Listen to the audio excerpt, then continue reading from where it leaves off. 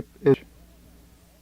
What about the midwives over in Exodus 1? I've had questions through the years about the midwives. We're covering it more thoroughly. We've said before, technically some of these things aren't a lie. Now you know what we mean by technically they're not a lie. What about the midwives? Exodus 1, verses 15 through 22. 15 through 22. The king of Egypt spake to the Hebrew midwives, of which the name of the one was Shiphrah, and the name of the other Puah. And he said, When ye do the office of a midwife to the Hebrew women, and see them upon the stools, if it be a son, then ye shall kill him. And if it be a daughter, then she shall live. But the midwives feared God, and did not as the king of Egypt commanded them, but saved the men children alive.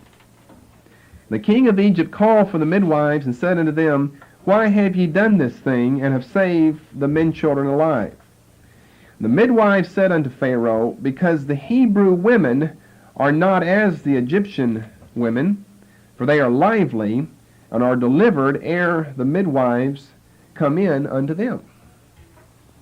Therefore God dealt well with the midwives, and the people multiplied and waxed very mighty.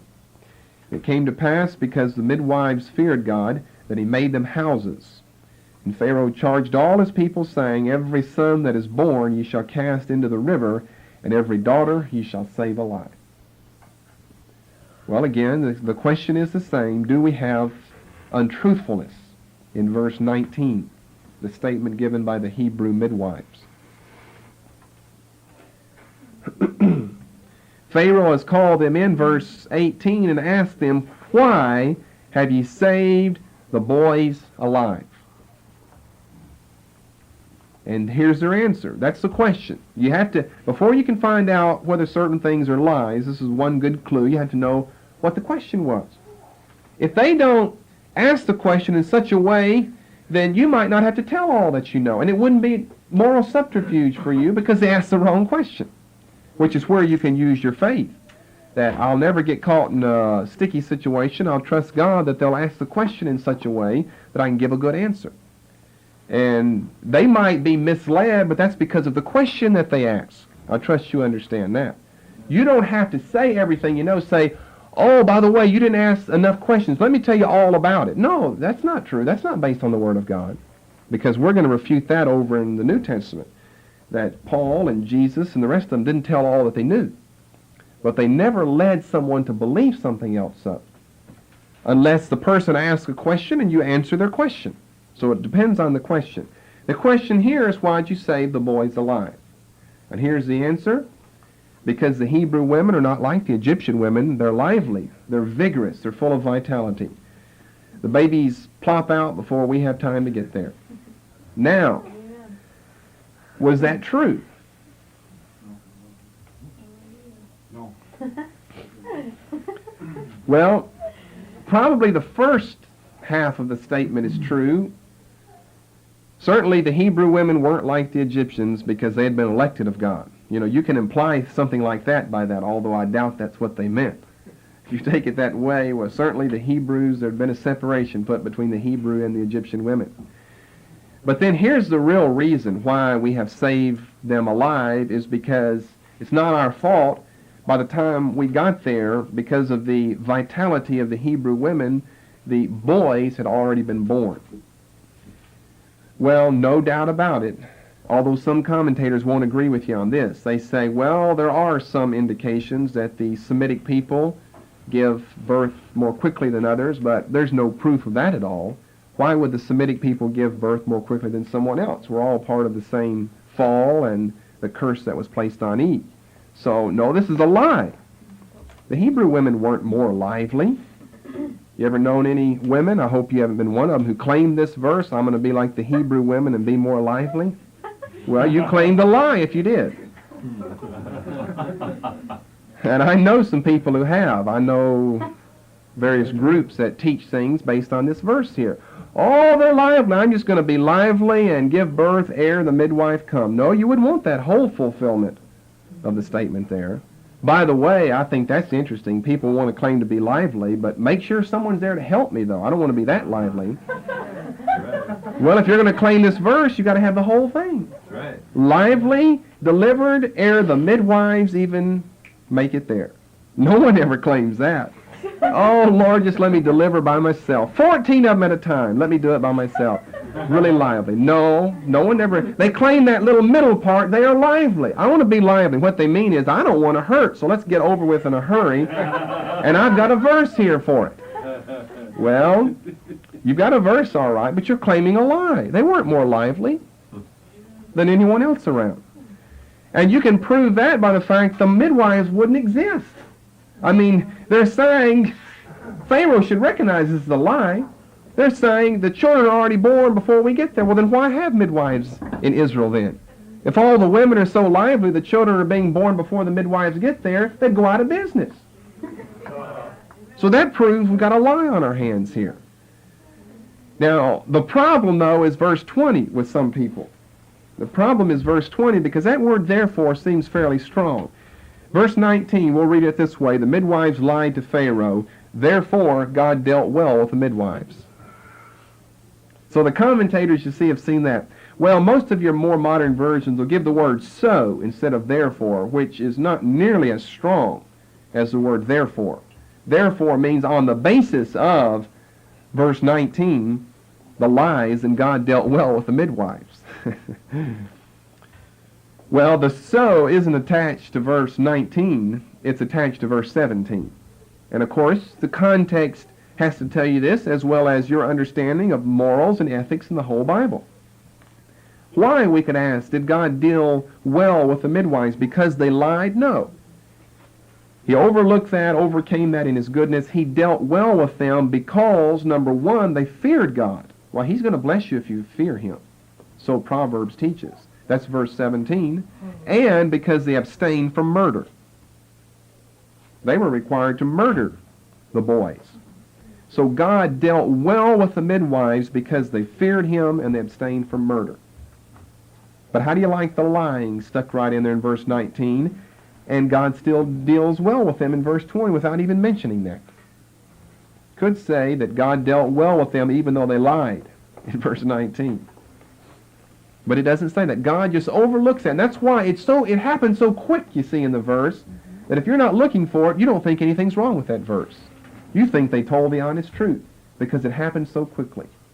And because the word therefore is so strong. It came to pass, here again we've got it in verse 21, that because the midwives feared God, that he made them houses, or he gave them large families. They weren't just delivering other children, they had children themselves. Houses just means families. That God gave them blessings of the womb. So that corrects some of your understanding of Exodus 1:19. And if you hear any goofy charismatic ladies claiming it, you can say, all right, you're claiming a lie from the father of lies. Because the Hebrew women aren't more lively than anybody else. It's amazing how people believe these things, but Praise God. hallelujah. Okay, let's go on to another one. Let's go over to 1 Samuel. We've still got several more to cover. I didn't know it was going to take us this long because we said we're going to look at 5 areas. This is just one area, untruthfulness. We'll still have 4 other areas to look at of the so-called antithesis between the Testaments and their ethical norm. 1 Samuel 19. We'll take a pause to look at another one that's a little more obvious. But still, I don't mind pointing these things out, even if they do take up a little extra time. Praise God. Amen. Because when you read these chapters, you're going to be looking for these things more now. You'll be surprised where all these people are sinning, that there's just no record that they've sinned, except the bare statement of the fact. And you're supposed to be enlightened enough to New Testament morals and ethics, you know what's right and what's wrong. Verses 13 through 17 of 1 Samuel 19, Michal, David's wife. Saul is seeking the life of David. Well, let's start with verse 12. Michal let David down through a window, and he went and fled and escaped. Now, is there anything wrong with that? You've got to make a distinction between falsehood and secrecy. They're two different things. Wasn't Paul let down over a wall in a basket? Certainly was. You can escape by means of secrecy, by means of hiding, by means of concealment. So those are some of the things we're probably not going to get to this morning, the so-called ideas of concealment. It just depends on what you're concealing, though. Paul, in escaping, is not concealing the truth. He's just concealing himself so they don't catch him and kill him. It's another thing when you're concealing the truth, hiding the truth from someone. That's moral subterfuge then. So we don't have a problem with verse 12. There's nothing wrong if your enemies come to hide in the closet. You're not just going to sit on the front porch. Go hide. The Bible said if they persecute you in one city, take off then. Paul hid somewhere. Sometimes in the Gospels it said that Jesus hid himself. It's not told to us exactly how he did it, maybe by means of turning invisible, but he hid himself. Paul hid himself. That's happened many times. Nothing wrong with that. You're not fostering a falsehood. They'll have to come and look if they want to open every closet and find out whether you're there or not. But we'll get into that more later on. But anyway, verse 13, Michael took an image and laid it in the bed and put a pillow of goat's hair for his bolster and covered it with a cloth, to make it look like a person was lying in the bed. Now, I think that Josephus in his writings mistranslates one of the words here and gets, instead of this pillow of goat's hair, gets, I think it was a goat's liver, to make it look like it was pulsating up and down, And that was supposed to be David under there breathing, to make it look like it wasn't really so bad. The lie wasn't so bad after all, but it wasn't a liver of an animal pulsating to make it look like someone was breathing. When Saul, I think that's over in Josephus, when Saul sent messengers to take David, she said, he's sick. Well, is that a lie? Well, that's a lie.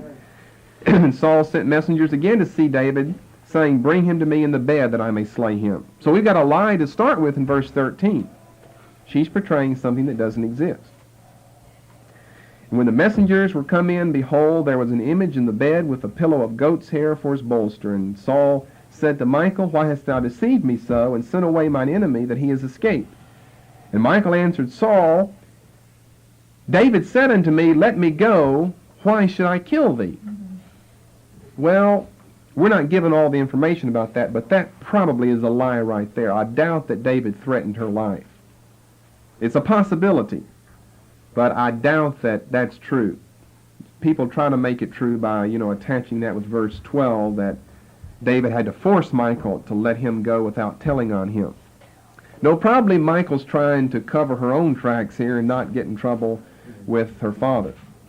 He said unto me, let me go, why should I kill thee? So there's a series of lies. Again, I don't mind pointing them out because you'll read this and won't wonder about these passages. You'll know what's right and wrong.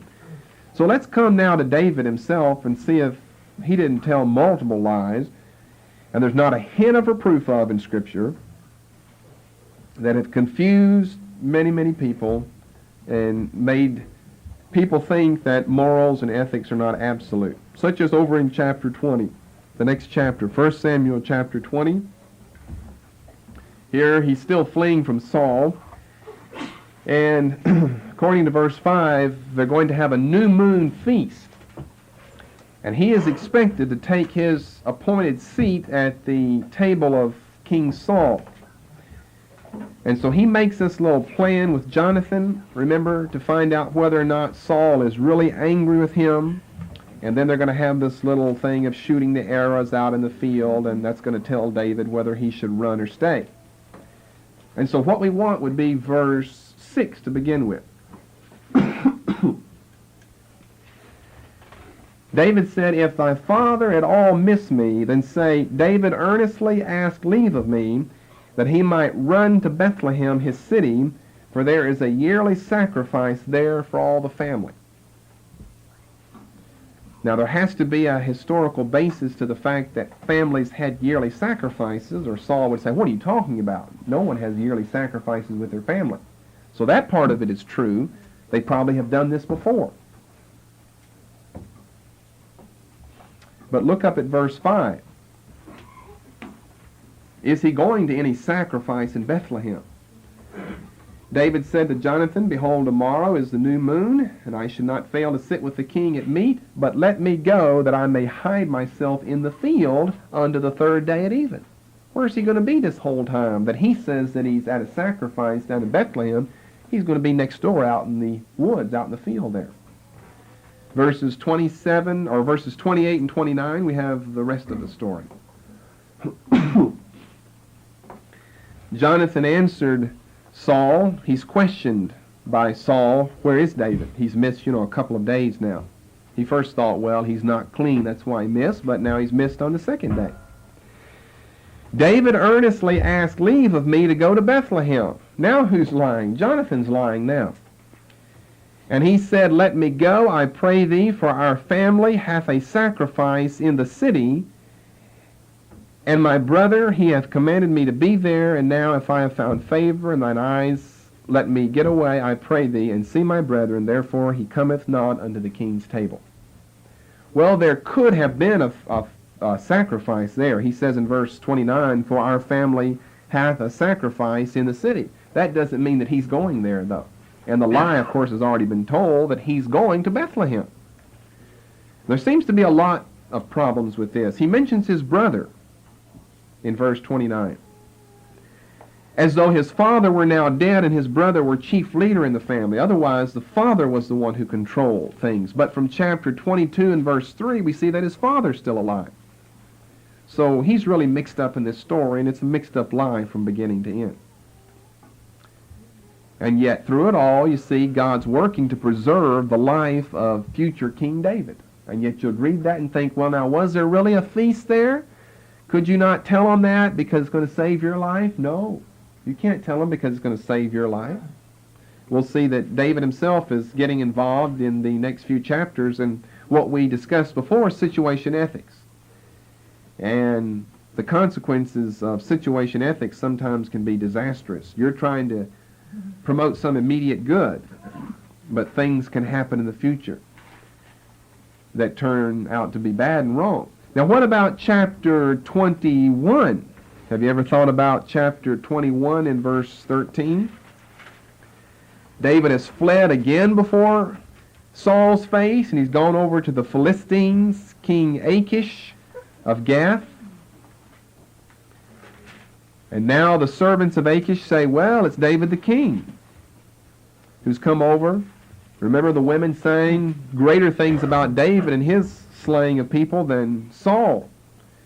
And David heard all the servants of Achish telling the king this, and of course that doesn't look too good for David, who's going to be the future king. Achish would think, well, let's just go ahead and kill him now.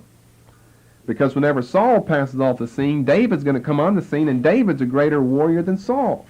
So David laid up these words in his heart, and he was sore afraid of Achish, the king of Gath. Well, I think he's sinned in this verse, hasn't he? Then what about the 13th verse?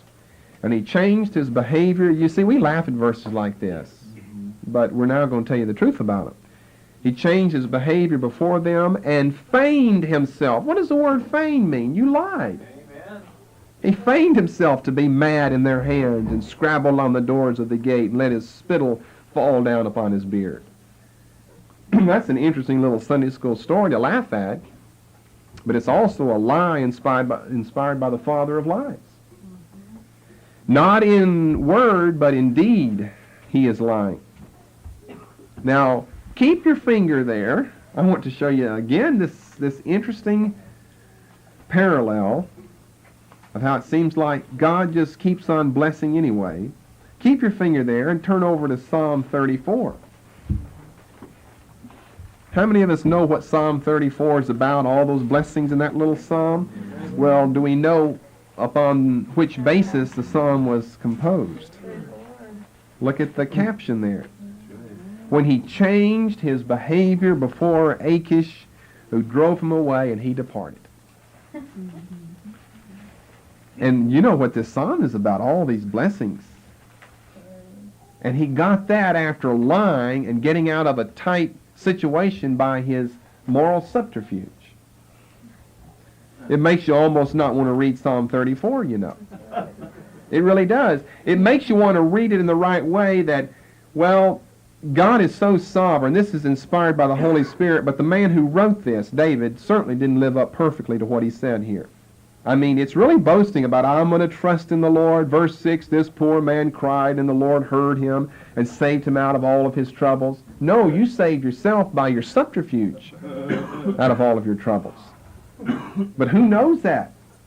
I'm telling you news again this morning about Psalm 34. This poor man cried, and the Lord heard him. Baloney! Oh, boy. See, what David just doesn't have the enlightenment that we have, and one thing that he does have, though, is a comprehension of the sovereignty of God, and he can look back and see it was God that got me out of that situation himself entirely, but yet God's going to hold him responsible and guilty for his life. You just have to accept these things just the way that it is. What about that verse 7? The angel of the Lord encamps around me and delivers me. His spittle is what delivered him, not the angel of the Lord. But look at the title of the psalm. That's what's so remarkable. Verse 19, many are the afflictions of the righteous, but the Lord delivereth him out of them all. Keepeth all of his bones, not one of them is broken. The Lord redeemeth the soul of his servants, and none of them that trust in him shall be desolate. Oh, he was the sweet psalmist of Israel, but he was a sweet liar as well. And I don't mean to say that in any derogatory sense, except that if you're a liar, you're a liar. If you've lied, you've lied. If you have violated the eternal truths of God's Word, then it doesn't matter whether you're King David or King Paul or King Abraham or who you are. You're guilty in the eyes of God. And you're guilty in our eyes, and we're guilty in your eyes if Abraham is reading our account. Verse 4, I sought the Lord, and he heard me and delivered me from my fears. I looked to him, I was lightened, my face was not ashamed. And then he tells us in verse 11, come ye children unto me, and I'll teach you the fear of the Lord. Well, he'll teach you some other things too. So watch out there in verse 11. That's why the New Testament teaches, follow the Old Testament saints and what they did good and learn from their mistakes. Don't follow their mistakes, learn from them. We can follow David in a lot that he did right, but not in the things that he did wrong. He said in verse 14, depart from evil and do good. Maybe he's thinking of himself. Well, I'm sure that he is. He wasn't a perfect man that wrote these psalms and just always had the victory.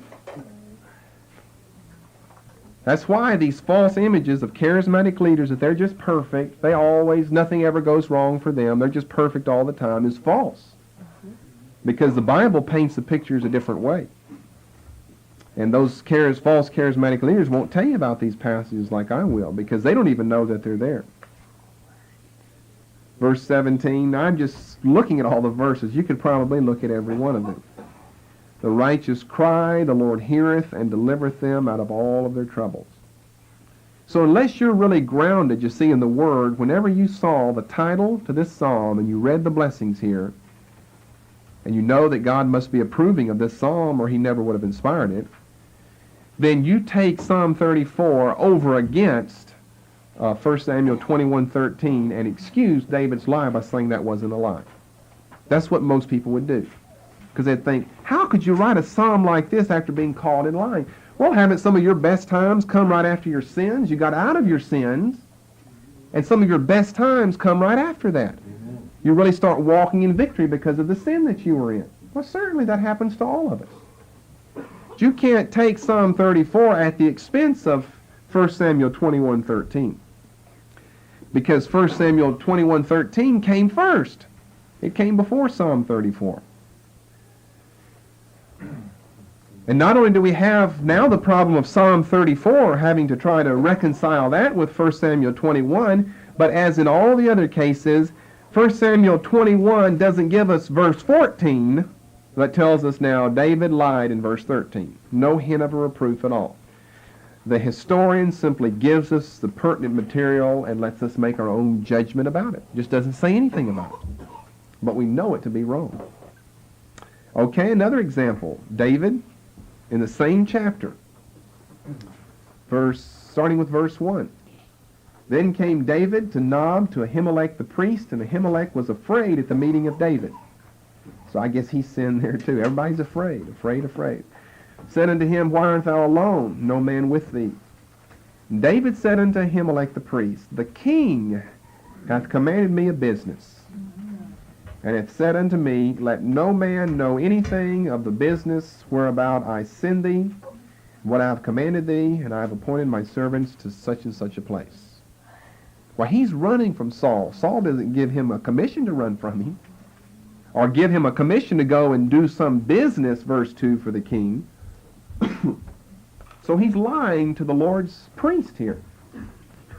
And the priest believes it. In the honesty and the good integrity of his heart, he just accepts what is said. Then look over into chapter 22.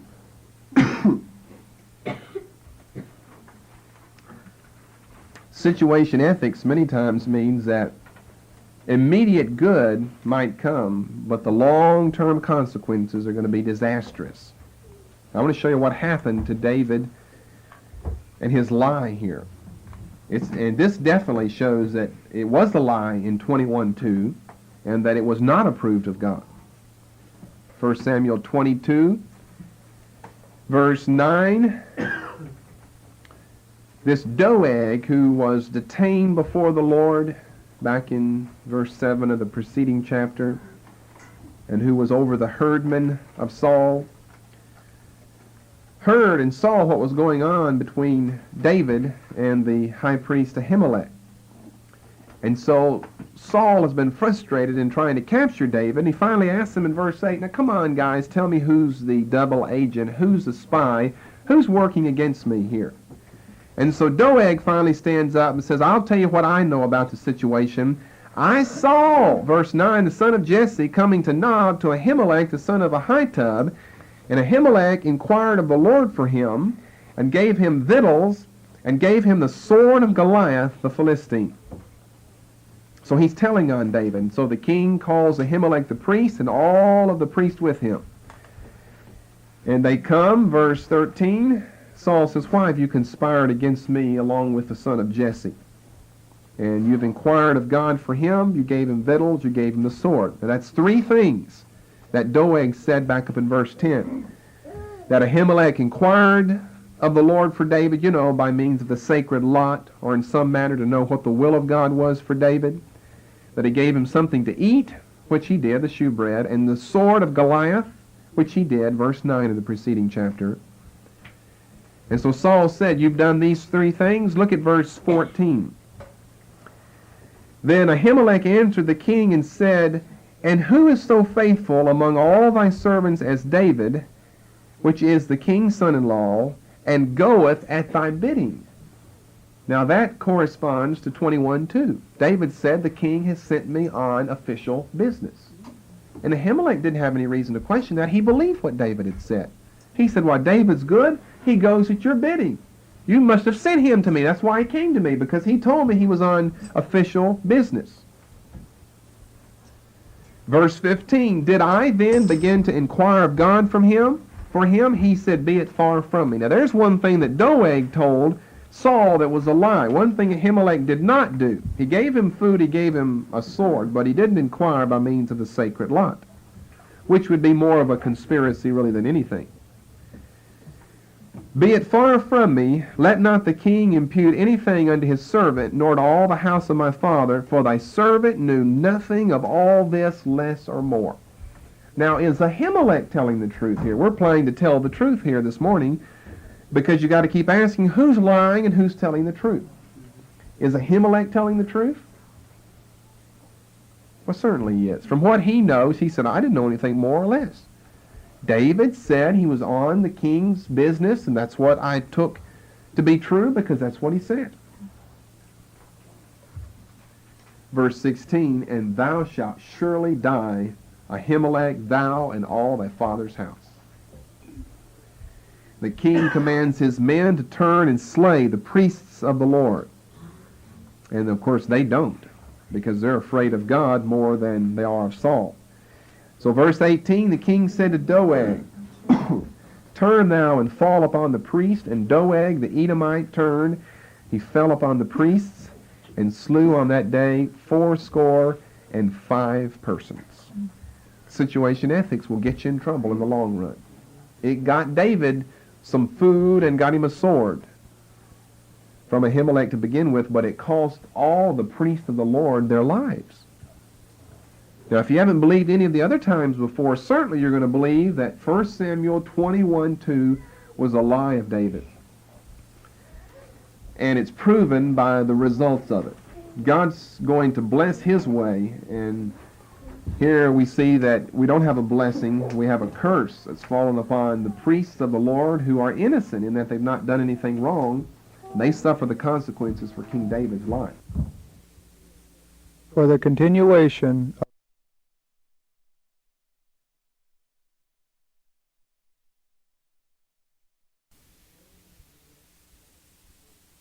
God's going to bless his way, and here we see that we don't have a blessing, we have a curse that's fallen upon the priests of the Lord who are innocent in that they've not done anything wrong.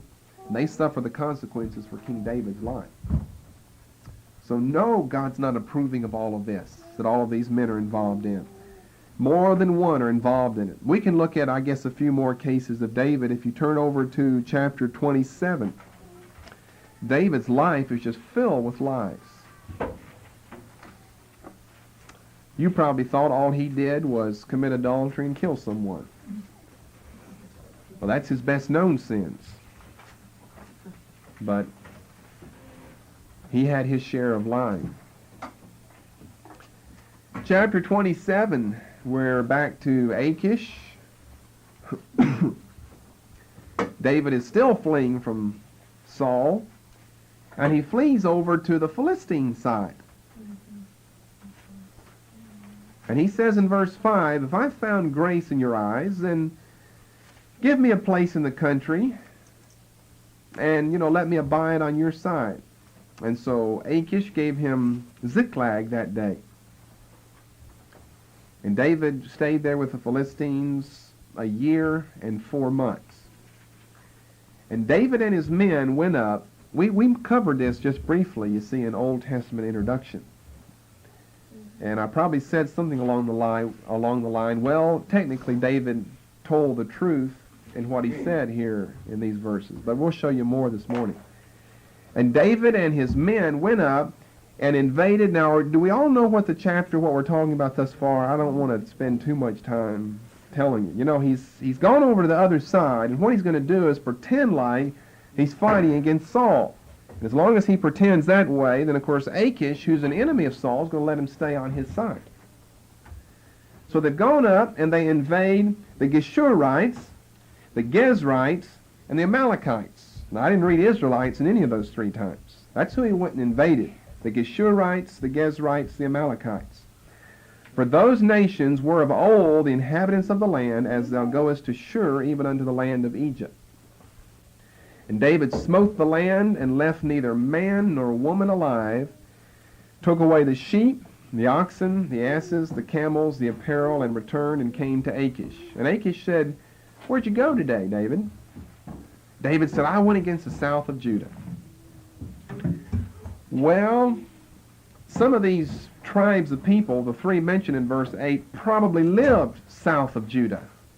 But what he means by saying against the south of Judah is I went against the Israelites. And that's what Achish is going to think, because why would you be fleeing over here? Why wouldn't you fight them? Since the king of these people, Saul, is after you, why wouldn't you turn around and fight them then? So he says against the south of Judah, against the Jerahmeelites, and against the Kenites. Now, those are not the same 3 terms as we found in verse 8. See, verse 8, the historian is giving us who David actually fought against. And none of those names are found, those 3, from verse 8 now, found back up in verse 10, because here is the lie that David is telling.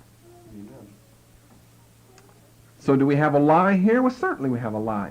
Technically, he told the truth in that he said, I went against the south of Judah. And maybe he did go against these people that are mentioned here. He doesn't mention the ones in verse 8. But what Achish gathers from that, we're even told in verse 12, and Achish believed David. He trusted David's word. Now, if Achish knew that he was fighting against maybe some people who were friends of the Philistines, why, Achish would expel him then. So it has to be that Achish, from what David has said, has taken the meaning that you have turned and fought against the Israelites, which is what David is implying to him so that he can stay there longer. And that's not the only sin that David committed. Look at verse 11. David saved neither man nor woman alive to bring tidings to Gath. This promiscuous slaughter of all the people just so no one would come and tell on him is not in line with the will of God. So now he's guilty of untold murders of innocent people, simply to cover his own trail and to save his own hide, as they say. So he's guilty of numerous things here. But again, we can ask how many of us knew that until you really get into the chapter. Verse 12, Achish believed David, saying, He hath made his people Israel utterly to abhor him. Well, that shows what he picked up from what David said, is that David now has become an enemy of Israel. But he wasn't, though. So now not only is he lying, but he's promiscuously murdering people. And over in chapter 29 and verse 8, now he's finally going to be expelled because some of the other lords of the Philistines are concerned that they've got a Hebrew in their midst. These two short chapters go together, 27 and 29. David said to Achish, because he's going to be expelled, But what have I done wrong, he says. What hast thou found in thy servant so long as I have been with thee unto this day, that I may not go fight against the enemies of my Lord the king? Which means the Israelites there. He's implying, well, as long as I've been here, I've been fighting against the nation of Israel, fighting against the enemies of my king. And if you'll let me stay longer, I'll continue to fight against the enemies of my king. The Israelites. But he's lying here, though. But no one recognizes this. As I say, they just read it over and read over it in Sunday school lessons. Well, that takes up most of the accounts in David's life of his subterfuge. But I just want to point out over in 2 Samuel, chapter 16, just to show you that, I mean, he continued being a bad boy. Here it's not lying, but here it's perverted judgment of the king. One of the qualifications to be a leader was that you be a just leader, fair in your judgment to people. And here David's perception of the facts of the case are grossly distorted and perverted. And again, people, some of the commentators just try to excuse him as though nothing is wrong. What do we have here? 2 Samuel 16. Okay, we're going to be talking about Ziba, who was one of the surviving servants of Saul. Remember, Saul has been killed and his sons killed in the Battle of Gilboa. I'm trying to remember what we've got here and where it all fits together. And so it must have been back in chapter 9 that David asked, were there any survivors of Saul's clan so that he might show them some benefit for Jonathan's sake? And so Ziba, the servant, mentions Mephibosheth, which was a lame child that was related to them. And so here in 2 Samuel 16,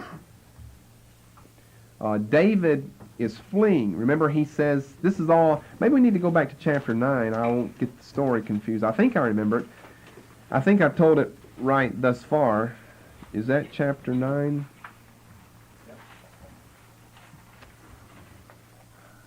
Okay, yeah, that's chapter 9. Verse 3, Jonathan has his son Mephibosheth. It goes on, a short chapter, down to verses 11 and 12. David is saying that, I'm going to give you this property here. He's talking to Ziba there, Ziba and Mephibosheth. And Mephibosheth is going to eat from the king's table, but all of this property is still going to have to be tilled because of all these people that are related to Ziba. Like in the end of verse 10, Ziba has 15 sons and 20 servants. king says, I'm not going to feed all you people. Mephibosheth is going to own the land. You till the land. Mephibosheth can eat from my table, but Ziba and all of that clan, you eat from the produce that Mephibosheth's land produces.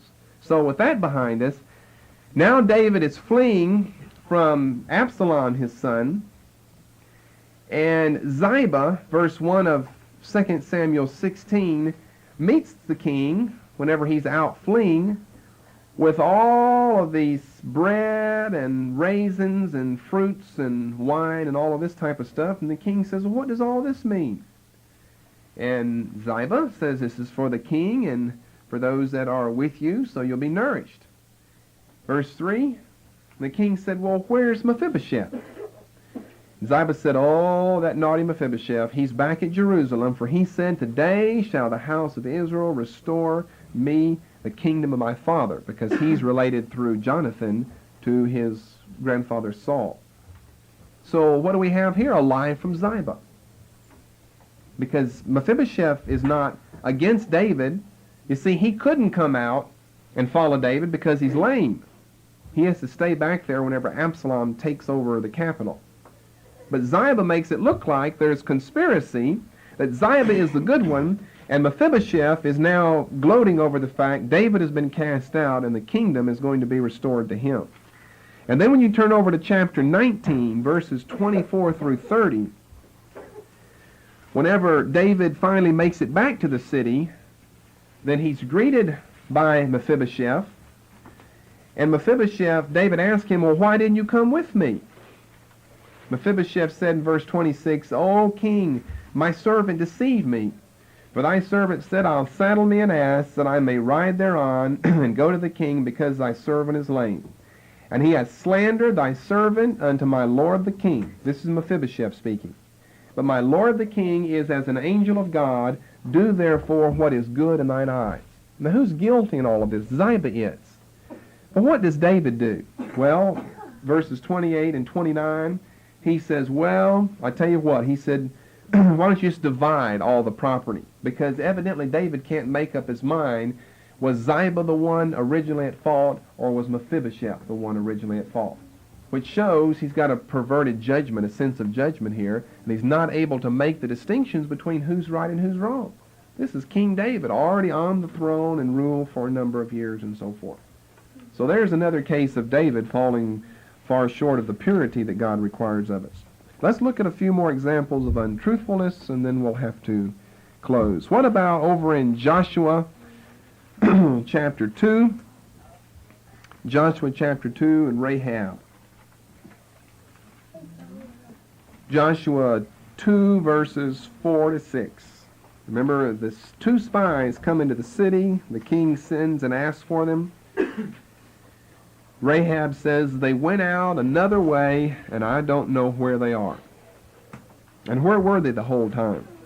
Up on top of the chimney, hiding up on top of the roof. So obviously she's telling a lie. And yet the church fathers like to point out, nevertheless, Rahab became an ancestress of Jesus Christ, though.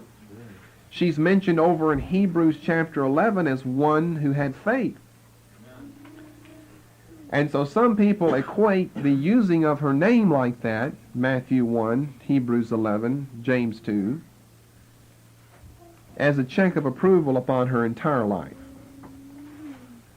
which is certainly not valid. Hebrews 11 in verse 31, her faith is praised. In James 2:25, her actions are praised. Not her lie, her actions. You've got to remember the pagan background of this woman. You've got to remember, we're talking about a woman, Jericho, who lives in Jericho, a woman who lives in a fortified, walled-up town, safe and secure, no way an enemy's going to get in.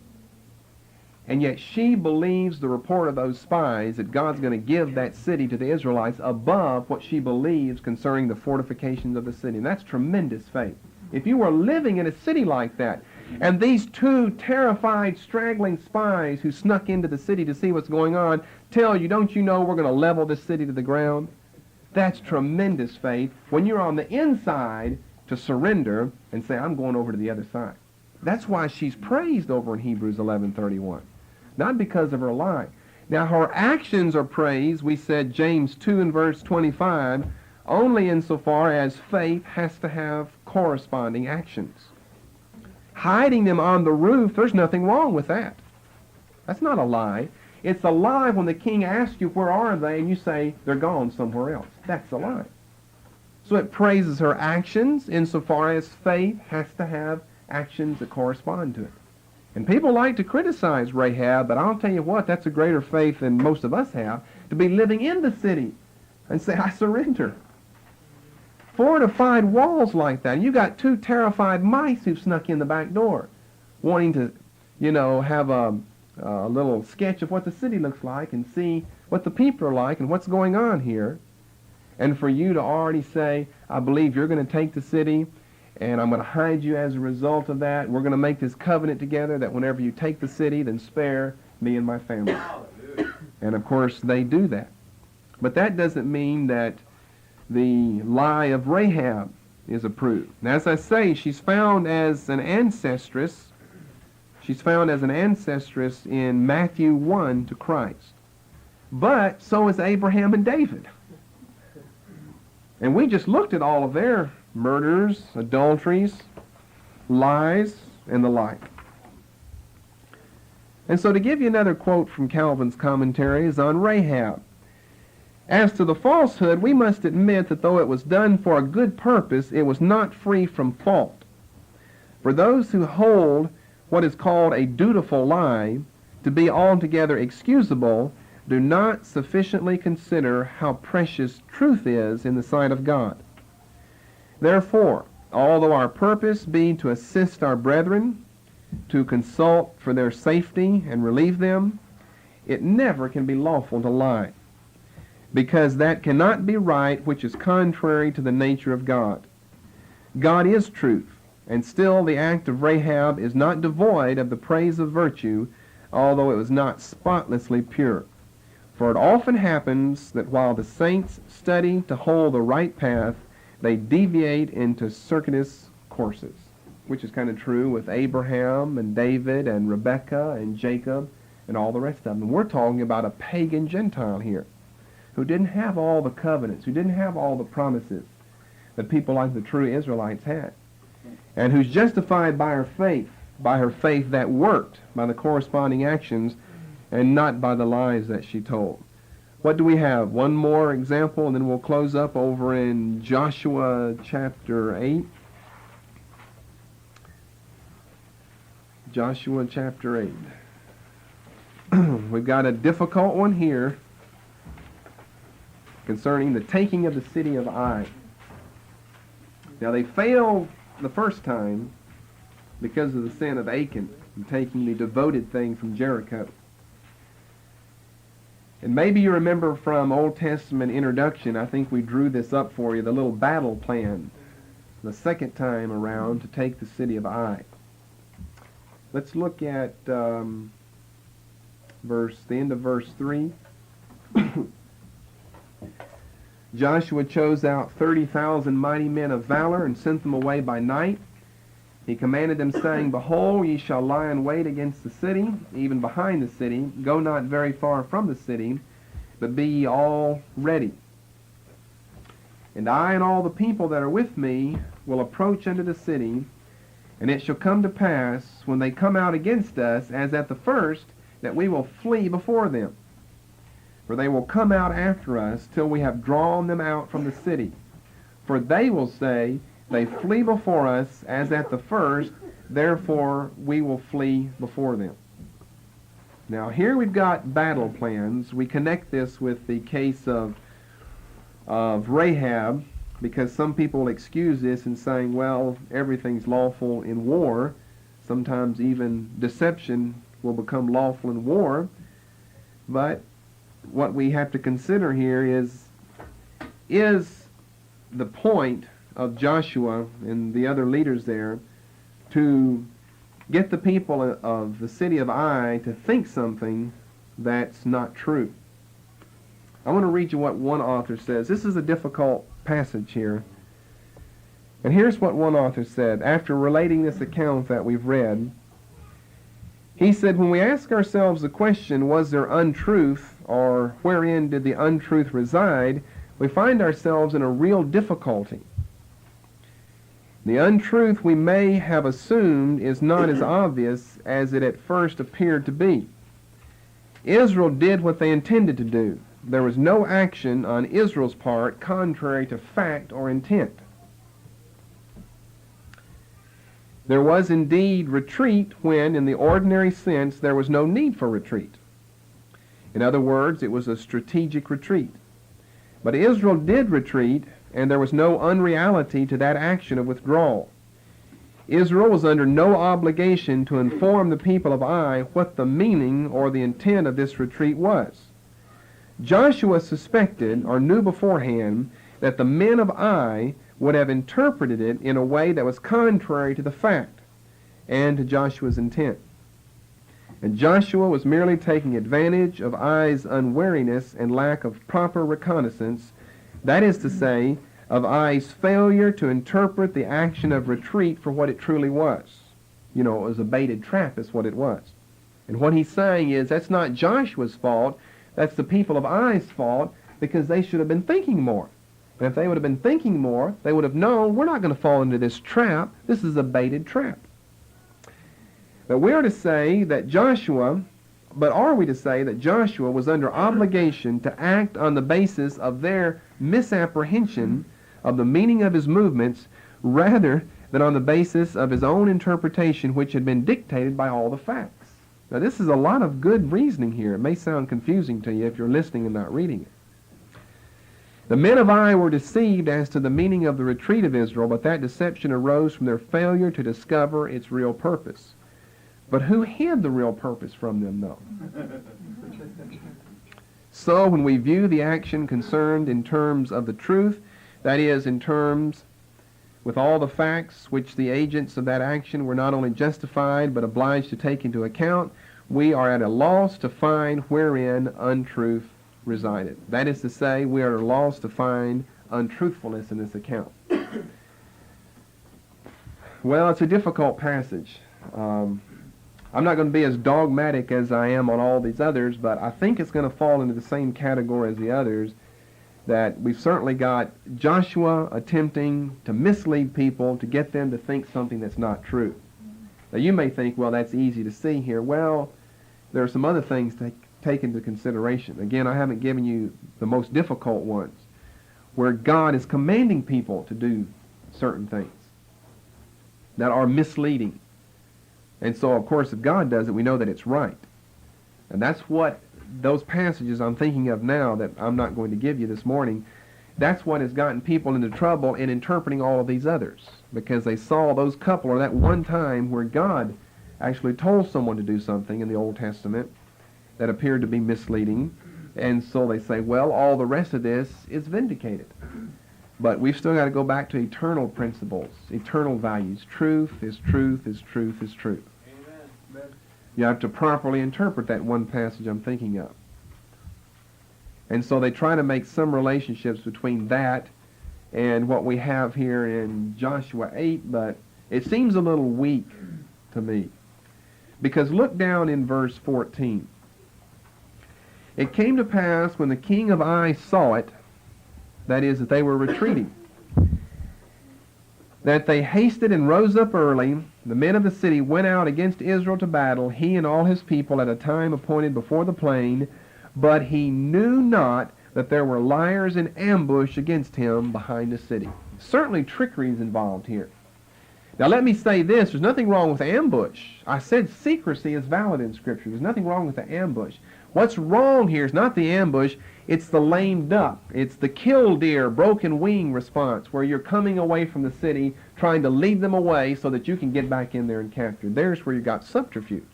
And yet this is just related to us as though this was a perfectly scriptural, valid battle of the nation of Israel, that we took the city of Ai. And they took it all right, and that was the will of God to take it, but maybe the means they used were their own means. God made man upright, and they sought their own inventions of how we're going to take this city. You see, remember Jericho, God told them how to take it, and there's no subterfuge involved in that. He said, march around the city and the walls will come down. No deception in that. Defeat of the people in Jericho, but no deception. Now, another thing that we can raise that comes to mind, though, is what about the Red Sea? There are lots of examples like this that we're just giving you principles and some of the most important ones you'll have to think about yourself. What about God tricking the Egyptians to come into the dried up Red Sea to make them think that it was going to be dry like it was for Israel when it wasn't going to be, and he's going to cover them up with water? Now, of course, if he did that, he's right in whatever he did. But we know that he didn't do that because that's untruthfulness right away. You have tricked someone, you've lied to someone. So how are you going to deal with that? Well, it's very easy. The reason God dried up the sea was not to trick Pharaoh, but to get Israel across. So when you can look at it that way, you don't have any problem. He didn't just plan that so he could trick the Egyptians.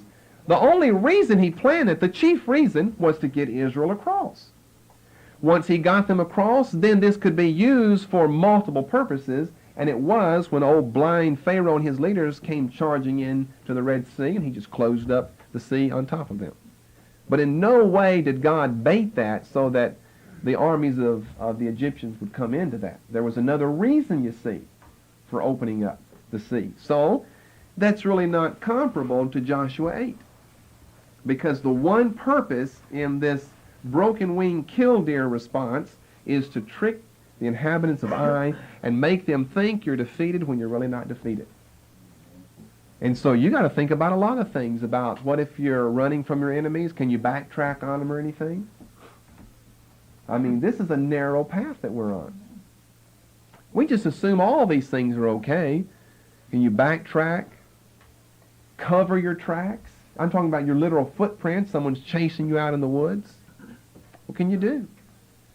Can you jump up on that log and run back and forth and then jump in the river and run back and forth so the fox and so the hound, that's what the fox does, so the hounds can't find your scent?